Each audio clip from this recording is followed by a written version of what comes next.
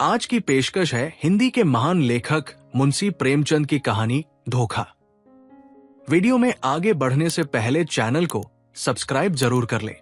सती कुंड में खिले हुए कमल वसंत के धीमे धीमे झोंकों से लहरा रहे थे और प्रातःकाल की मंद मंद सुनहरी किरणें उनसे मिल मिलकर मुस्कुराती थी।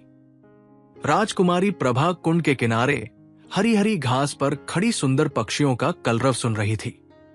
उसका कनक वर्ण तन इन्हीं फूलों की भांति दमक रहा था। मानो प्रभात की साक्षात सौम्य मूर्ति है जो भगवान अंशुमाली के किरणक्रोध द्वारा निर्मित हुई थी। प्रभा ने मौलसरी के वृक्ष पर बैठी हुई एक श्यामा की ओर देखकर कहा, मेरा जी चाहता है कि मैं भी एक चिड़िया होती। उसकी सहेली उमा ने मुस्कुराकर पूछा, क्यों?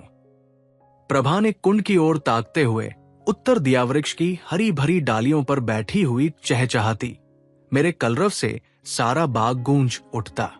उमा ने छेड़कर कहा, नौगढ़ की रानी ऐसी कितनी ही पक्षियों का गाना जब चाहे सुन सकती है। प्रभा ने संकुचित होकर कहा, मुझे नौगढ़ की रानी बनने की अभिलाषा नहीं है। मेरे लिए किसी नदी का सुनसान किनारा चाहिए, एक वीणा और ऐसे ही सुंदर सुहावने पक्षियों के संगीत की मधुर ध्वनि में मेरे लिए सारे संसार का ऐश्वर्य भरा हुआ है। प्रभा का संगीत पर अपरिमित प्रेम था। वो बहुधा ऐसे ही सुख स्वप्न देखा करती थी। उमा उत्तर देना ही चाहती थी कि इतने में बाहर से किसी के गाने की आवाज आई। कर गए थोड़े दिन की प्रीति। प्रभा ने एकाग्र मन होकर सुना और अधीर होकर कहा, भान इस वाणी में जादू है। मुझसे अब बिना सुने नहीं रहा जाता, इसे भीतर बुला लाओ। उस पर भी गीत का जादू असर कर रहा था। वो बोली, नहीं संदेह ऐसा राग मैंने आज तक नहीं सुना, खिड़की खोलकर बुलाती हूं। थोड़ी देर में रागिया भीतर आया। सुंदर सजीले बदन का नौजवान था। नंगे पैर, नंगे सिर, कंधे पर एक मृगचर्म शरीर पर एक गेरुआ वस्त्र, हाथों में एक सितार। मुखारविंद से तेज छिटक रहा था। उसने दबी हुई दृष्टि से दोनों कोमलांगी रमणियों को देखा और सिर झुकाकर बैठ गया। प्रभा ने झिझकती हुई आंखों से देखा और दृष्टि नीचे कर ली। उमा ने कहा, योगी जी हमारे बड़े भाग्य थे कि आपके दर्शन हुए, हमको भी कोई पद सुनाकर कृतार्थ कीजिए। योगी ने सिर झुकाकर उत्तर दिया, हम योगी लोग नारायण का भजन करते हैं। ऐसे ऐसे दरबारों में हम भला क्या गा सकते हैं, पर आपकी इच्छा है तो सुनिए। कर गए थोड़े दिन की प्रीति। कहा वो प्रीति, कहा ये बिछरन, कहा मधुबन की रीति। कर गए थोड़े दिन की प्रीति। योगी का रसीला करुण स्वर, सितार का सुमधुर निनाद उस पर गीत का माधुर्य प्रभा को बेसुध किए देता था। इसका रसज्ञ स्वभाव और उसका मधुर रसीला गान अपूर्व संयोग था। जिस भांति सितार की ध्वनि गगन मंडल में प्रतिध्वनित हो रही थी, उसी भांति प्रभा के हृदय में लहरों की हिलोरें उठ रही थी। वे भावनाएं जो अब तक शांत थी जाग पड़ी। हृदय सुख स्वप्न देखने लगा। सती कुंड के कमल तिलिस्म की परिया बन बन कर मंडराते हुए भौनरों से कर जोड़ सजल नयन हो कहते थे। कर गए थोड़े दिन की प्रीति। सुर्ख और हरी पत्तियों से लदी हुई डालियां सिर झुकाए चहकते हुए पक्षियों से रो रो कर कहती थी। कर गए थोड़े दिन की प्रीति। और राजकुमारी प्रभा का हृदय भी सितार की मस्तानी तान के साथ गूंजता था। कर गए थोड़े दिन की प्रीति। प्रभा बघौली के राव देवीचंद की एकलौती कन्या थी। राव पुराने विचारों के रईस थे। कृष्ण की उपासना में लवलीन रहते थे, इसलिए इनके दरबार में दूर दूर के कलावंत और गवैये आया करते और इनाम इकराम पाते थे। राव साहब को गाने से प्रेम था। वे स्वयं भी इस विद्या में निपुण थे। यद्यपि अब वृद्धावस्था के कारण ये शक्ति नियशेष हो चली थी, पर फिर भी विद्या के गूढ़ तत्वों के पूर्ण जानकार थे। प्रभा बाल्यकाल से ही इनकी सोहबतों में बैठने लगी। कुछ तो पूर्वजन्म का संस्कार और कुछ रात दिन गाने की ही चर्चाओं ने उसे भी इस फन में अनुरक्त कर दिया था। इस समय उसके सौंदर्य की खूब चर्चा थी। राव साहब ने नौगढ़ के नवयुवक और सुशील राजा हरिश्चंद्र से उसकी शादी तजवीज की थी। उभय पक्ष में तैयारियां हो रही थी। राजा हरिश्चंद्र मेयो कॉलेज अजमेर के विद्यार्थी और नई रोशनी के भक्त थे। उनकी आकांक्षा थी कि उन्हें एक बार राजकुमारी प्रभा से साक्षात्कार होने और प्रेमालाप करने का अवसर दिया जाए, किंतु राव साहब इस प्रथा को दूषित समझते थे।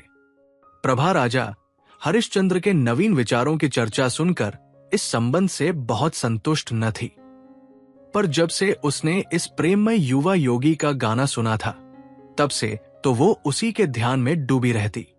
उमा उसकी सहेली थी। इन दोनों के बीच कोई पर्दा न था, परंतु इस भेद को प्रभा ने उससे भी गुप्त रखा।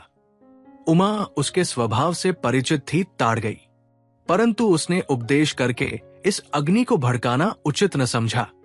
उसने सोचा कि थोड़े दिनों में ये अग्नि आप से आप शांत हो जाएगी। ऐसी लालसाओं का अंत प्राय इसी तरह हो जाया करता है, किंतु उसका अनुमान गलत सिद्ध हुआ। योगी की वो मोहिनी मूर्ति कभी प्रभा की आंखों से न उतरती। उसका मधुर राग प्रतिक्षण उसके कानों में गूंजा करता। उसी कुंड के किनारे वो सिर झुकाए सारे दिन बैठी रहती। कल्पना में वही मधुर हृदयग्राही राग सुनती और वही योगी की मनोहारिणी मूर्ति देखती। कभी कभी उसे ऐसा भास होता कि बाहर से ये आवाज आ रही है। वो चौंक पड़ती और तृष्णा से प्रेरित होकर वाटिका की चहारदीवारी तक जाती और वहां से निराश होकर लौट आती। फिर आप ही विचार करती है, मेरी क्या दशा है, मुझे ये क्या हो गया है। मैं हिंदू कन्या हूं, माता पिता जिसे सौंप दे उसकी दासी बनकर रहना धर्म है। मुझे तनमन से उसकी सेवा करनी चाहिए। किसी अन्य पुरुष का ध्यान तक मन मिलाना मेरे लिए पाप है। ये कलुषित हृदय लेकर मैं किस मुंह से पति के पास जाऊंगी। इन कानों से क्यों कर प्रणय की बातें सुन सकूंगी, जो मेरे लिए व्यंग्य से भी अधिक कर्णकटु होंगी। इन पापी नेत्रों से वो प्यारी प्यारी चितवन कैसे देख सकूंगी, जो मेरे लिए वज्र से भी हृदय भेदी होगी। इस गले में वे मृदुल प्रेम बाहु पड़ेंगे, जो लौहदंड से भी अधिक भारी और कठोर होंगे। प्यारे, तुम मेरे हृदय मंदिर से निकल जाओ। ये स्थान तुम्हारे योग्य नहीं। मेरा वश होता तो तुम्हें हृदय की सेज पर सुलाती, परंतु मैं धर्म की रस्सियों में बंधी हूं। इस तरह एक महीना बीत गया। ब्याह के दिन निकट आते जाते थे और प्रभा का कमल सा मुख कुम्हलाया जाता था। कभी कभी विरह वेदना एवं विचार विप्लव से व्याकुल होकर उसका चित्त चाहता कि सती कुंड की गोद में शांति लूं, किंतु राव साहब इस शोक में जान ही दे देंगे, ये विचार कर वो रुक जाती। सोचती, मैं उनकी जीवन सर्वस्व हूं। मुझ अभागिनी को उन्होंने किस लाड़ प्यार से पाला है। मैं ही उनके जीवन का आधार और अंतकाल की आशा हूं। नहीं, यो प्राण देकर उनका आशाओं की हत्या न करूंगी। मेरे हृदय पर चाहे जो बीते उन्हें न कुढ़ाऊंगी। प्रभा का एक योगी गवैये के पीछे उन्मत्त हो जाना कुछ शोभा नहीं देता। योगी का गान तानसेन के गानों से भी अधिक मनोहर क्यों न हो, पर एक राजकुमारी का उसके हाथों बिक जाना हृदय की दुर्बलता प्रकट करता है। राव साहब के दरबार में विद्या की, शौर्य की और वीरता से प्राण हवन करने की चर्चा न थी। यहां तो रात दिन रागरंग की धूम रहती थी। यहां इसी शास्त्र के आचार्य प्रतिष्ठा के मसंद पर विराजित थे और उन्हीं पर प्रशंसा के बहुमूल्य रत्न लुटाए जाते थे। प्रभा ने प्रारंभ ही से इसी जलवायु का सेवन किया था और उस पर इनका गाढ़ा रंग चढ़ गया था। ऐसी अवस्था में उसकी गानलिप्सा ने यदि भीषण रूप धारण कर लिया तो आश्चर्य ही क्या है। शादी बड़ी धूमधाम से हुई। राव साहब ने प्रभा को गले लगाकर विदा किया। प्रभा बहुत रोई। उमा को वह किसी तरह छोड़ती न थी। नौगढ़ एक बड़ी रियासत थी और राजा हरिश्चंद्र के सुप्रबंध से उन्नति पर थी। प्रभा की सेवा के लिए दासियों की एक पूरी फौज थी। उसके रहने के लिए वो आनंद दबवन सजाया गया था, जिसके बनाने में शिल्प विशारदों ने अपूर्व कौशल का परिचय दिया था। श्रृंगार चतुराओं ने दुल्हन को खूब सवारा। रसीले राजा साहब अधरामृत के लिए विह्वल हो रहे थे। अंतःपुर में गए। प्रभा ने हाथ जोड़कर, सिर झुकाकर उनका अभिवादन किया। उसकी आंखों से आंसू की नदी बह रही थी। पति ने प्रेम के मद में मत होकर घूंघट हटा दिया। दीपक था पर बुझा हुआ, फूल था पर मुरझाया हुआ। दूसरे दिन से राजा साहब की ये दशा हुई कि भौंरे की तरह प्रतिक्षण इस फूल पर मंडराया करते।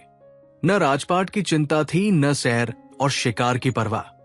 प्रभा की वाणी रसीला राग थी, उसकी चितवन सुख का सागर, और उसका मुख चंद्र आमोद का सुहावना कुंज। बस प्रेमद में राजा साहब बिल्कुल मतवाले हो गए थे। उन्हें क्या मालूम था कि दूध में मक्खी है। ये असंभव था कि राजा साहब के हृदयहारी और सरस व्यवहार का, जिसमें सच्चा अनुराग भरा हुआ था, प्रभा पर कोई प्रभाव न पड़ता। प्रेम का प्रकाश अंधेरे हृदय को भी चमका देता है। प्रभा मन में बहुत लज्जित होती। वो अपने को इस निर्मल और विशुद्ध प्रेम के योग्य न पाती थी। इस पवित्र प्रेम के बदले में उसे अपने कृत्रिम रंगे हुए भाव प्रकट करते हुए मानसिक कष्ट होता था। जब तक राजा साहब उसके साथ रहते, वो उनके गले लता की भांति लिपटी हुई घंटों प्रेम की बातें किया करती।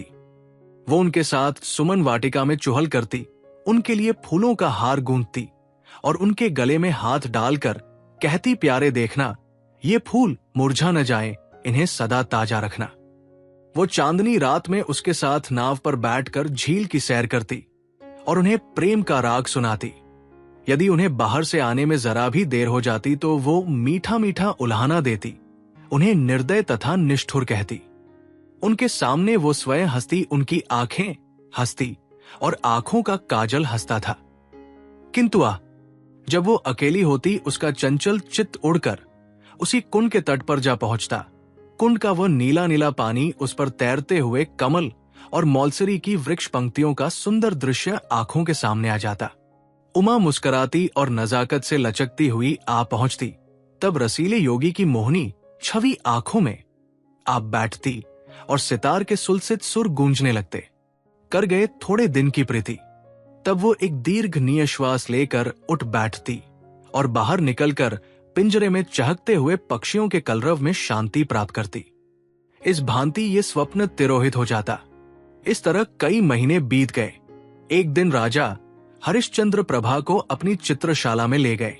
उसके प्रथम भाग में ऐतिहासिक चित्र थे। सामने ही शूरवीर महाराणा प्रताप सिंह का चित्र नजर आया। मुखारविंद से वीरता की ज्योति स्फुटित हो रही थी। तनिक और आगे बढ़कर दाहिनी ओर स्वामी भक्त जगमल वीरवर सांगा और दिलेर दुर्गादास विराजमान थे। बाई ओर उदार भीमसेन बैठे हुए थे।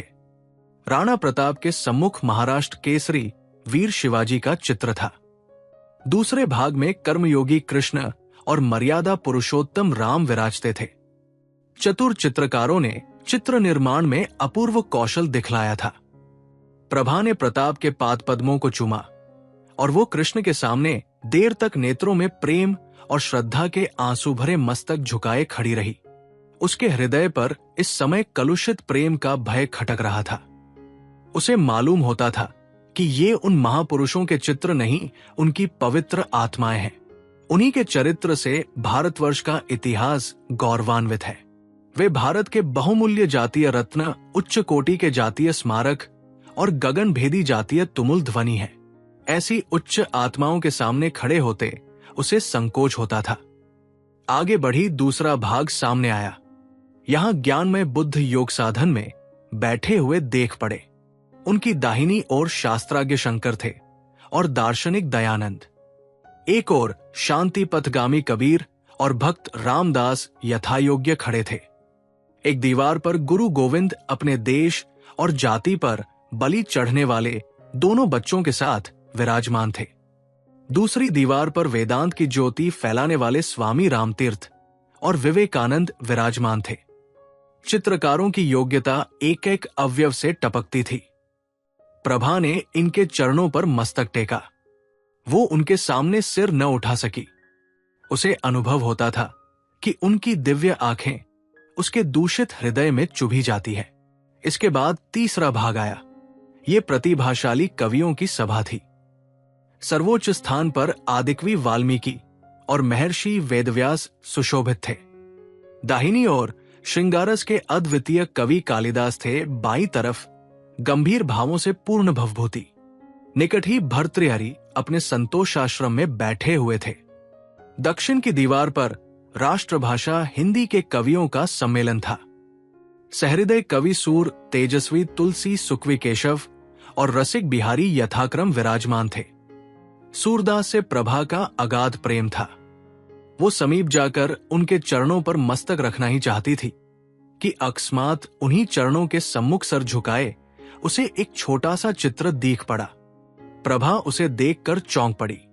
ये वही चित्र था जो उसके हृदय पट पर खिंचा हुआ था। वो खुलकर उसकी तरफ ताक न सकी, दबी हुई आंखों से देखने लगी।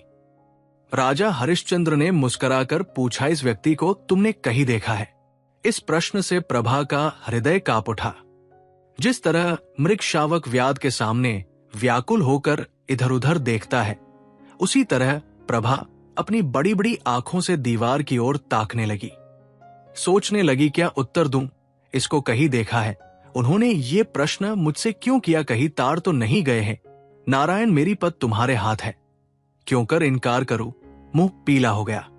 सिर झुकाकर क्षीण स्वर से बोली, हाथ ध्यान आता है कि कहीं देखा है। हरिश्चंद्र ने कहा, खा देखा है। प्रभा के सिर में चक्कर सा आने लगा। बोली, शायद एक बार ये गाता हुआ मेरी वाटिका के सामने जा रहा था। उमा ने बुलाकर इसका गाना सुना था। हरिश्चंद्र ने पूछा, कैसा गाना था? प्रभा के होश उड़े हुए थे। सोचती थी, राजा के इन सवालों में जरूर कोई बात है। देखू लाज रहती है या नहीं। बोली, उसका गाना ऐसा बुरा न था। हरिश्चंद्र ने मुस्कुराकर कहा, क्या गाता था? प्रभा ने सोचा, इस प्रश्न का उत्तर दे दूं तो बाकी क्या रहता है। उसे विश्वास हो गया कि आज कुशल नहीं है। वो छत की ओर निरती हुई बोली, सूरदास का कोई पद था।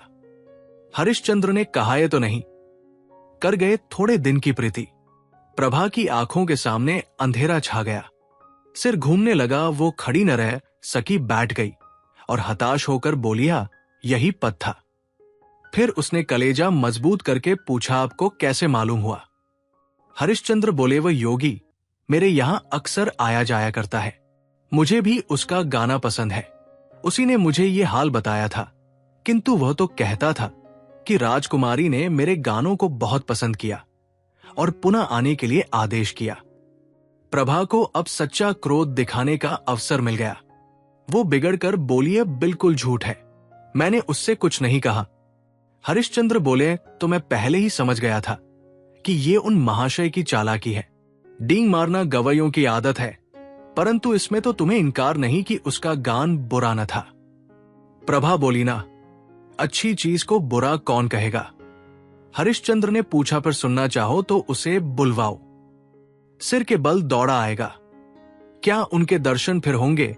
इस आशा से प्रभा का मुखमंडल विकसित हो गया।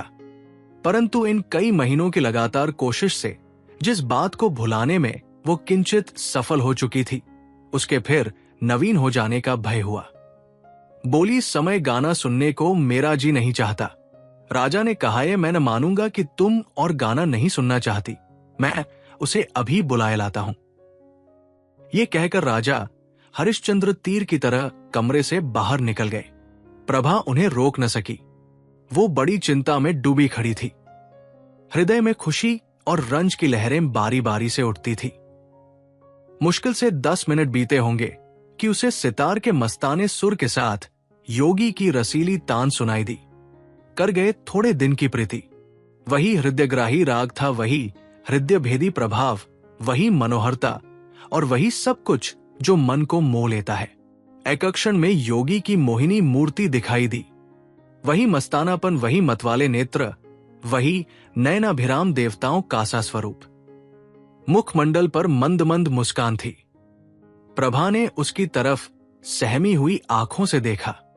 एकाएक उसका हृदय उछल पड़ा। उसकी आंखों के आगे से एक पर्दा हट गया। प्रेम विह्वल हो आंखों में आंसू भरे वह अपने पति के चरणारविंदों पर गिर पड़ी और गदगद कंठ से बोली, प्यारे प्रियतम, राजा हरिश्चंद्र को आज सच्ची विजय प्राप्त हुई। उन्होंने प्रभा को उठाकर छाती से लगा लिया। दोनों आज एक प्राण हो गए। राजा हरिश्चंद्र ने कहा, जानती हो, मैंने ये स्वांग क्यों रचा था गाने का? मुझे सदा से व्यसन है और सुना है तुम्हें भी इसका शौक है। तुम्हें अपना हृदय भेंट करने से प्रथम एक बार तुम्हारा दर्शन करना आवश्यक प्रतीत हुआ और उसके लिए सबसे सुगम उपाय यही सूझ पड़ा। प्रभा ने अनुराग से देखकर कहा, योगी बनकर तुमने जो कुछ पा लिया वो राजा रहकर कदापि न पा सकते। अब तुम मेरे पति हो और प्रियतम भी हो, पर तुमने मुझे बड़ा धोखा दिया और मेरी आत्मा को कलंकित किया। इसका उत्तरदाता कौन होगा?